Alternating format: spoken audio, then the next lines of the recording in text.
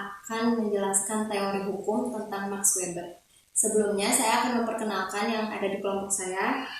Yang pertama ada Billy Fauzi Agusti, yang kedua ada Aryo Jomantara, yang ketiga ada saya Trina Vijayani, dan yang terakhir ada Setia Dwi Lestari Lubis.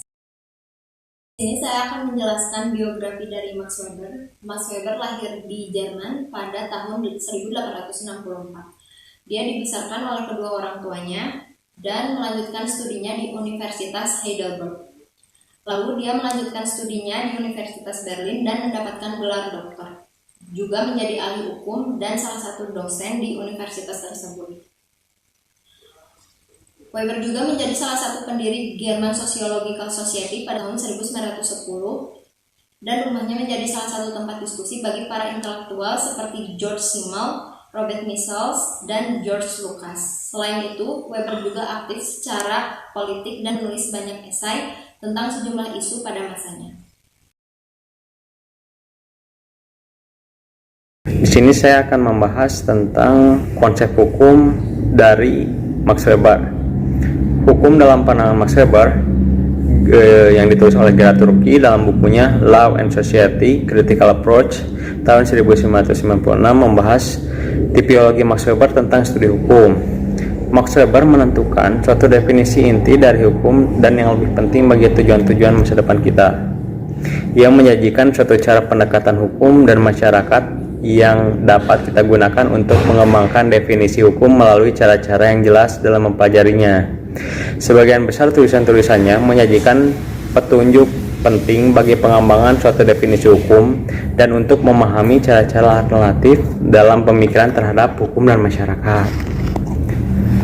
Dalam pandangan Max Weber, hukum merupakan aturan-aturan yang mengizinkan orang pada umumnya untuk secara aktif melaksanakan melalui peranata-peranata khusus yang mempunyai kewenangan untuk melakukan paksaan secara sah, sanksi ekonomi seperti denda, dan lain-lain. Sumber kekuasaan yang membuat orang tunduk atau untuk menyatukan hukuman bagi pelaku kekerasan, dan yang paling menarik dari pandangan Weber tentang hukum adalah karena Weber melihat hukum merupakan perpaduan antara konsensus dan paksaan. Weber juga berpendapat bahwa hukum juga berbeda dari asosiasi sukarela, seperti contohnya gereja, sebab jaminan paksaan dan hukuman adalah berdasarkan hukum. Jadi pelanggaran terhadap aturan-aturan yang mengatur tentang norma-norma perkawinan dan suatu gereja tertentu atau aturan-aturan yang mengatur kehidupan di universitas tertentu memungkinkan kepada warga gereja atau warga universitas yang melanggarnya dikenakan sanksi, termasuk penarikan diri dari keanggotaannya.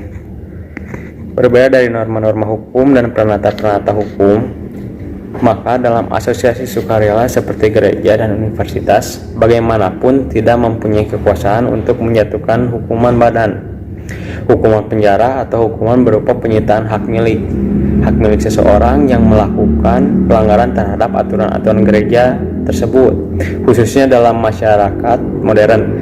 Kekuasaan untuk memaksa, termasuk kekuasaan untuk menghilangkan nyawa seseorang berdasarkan kesalahan atas suatu kejahatan berat, disediakan bagi hukum dan perlengkapan penegak hukum negara.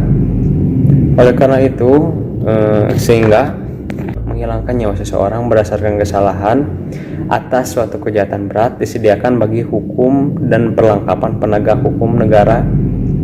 Oleh karena itu, sehingga Turki pada bukunya menyebutkan bahwa Weber mendefinisikan negara modern sebagai the monopoly of control of societies, means of force and violence under the control of law, yang artinya monopoli pengendalian terhadap alat-alat pelengkapan kekuasaan dan masyarakat, dan monopoli terhadap penggunaan kekerasan yang berada di bawah pengendalian hukum.